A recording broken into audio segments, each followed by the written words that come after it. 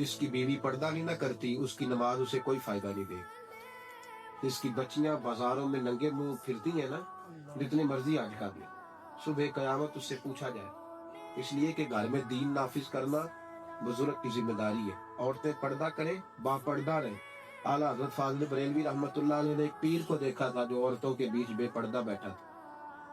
وہ کہنے لگا، آپ نے فرمایا یہ کیا کر رہے ہو؟ کہنے لگے جی یہ بیٹیوں کی طرح ہوتی ہے. فرمایا بیٹیاں تو نہیں نہ ہوتی.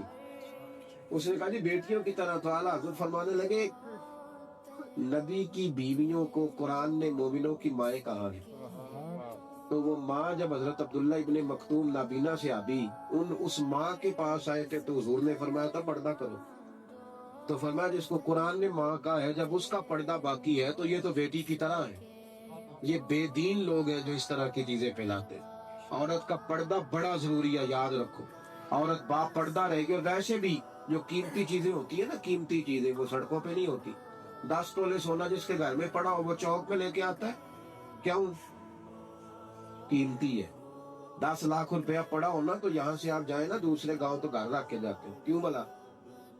قیمتی ہے. تو اسلام کہتا ہے کہ جو کلمہ پڑھنے والی بیٹیاں بہنیں ہیں وہ قیمتی ہیں. تو قیمتی چیزیں باہر نہیں ہوتی. اور ویسے بھی ہر چیز کو غلاف نہیں چڑھتا، صرف بیت اللہ کو چڑھتا ہے. ہر کتاب کو نہیں چڑھتا، صرف قرآن پاک کو چڑھتا ہے. ہر بیوی پردہ نہیں کرتی، صرف نبی پاک کا کلمہ پڑھنے والی کرتی ہے. پردہ بڑا ضروری ہے.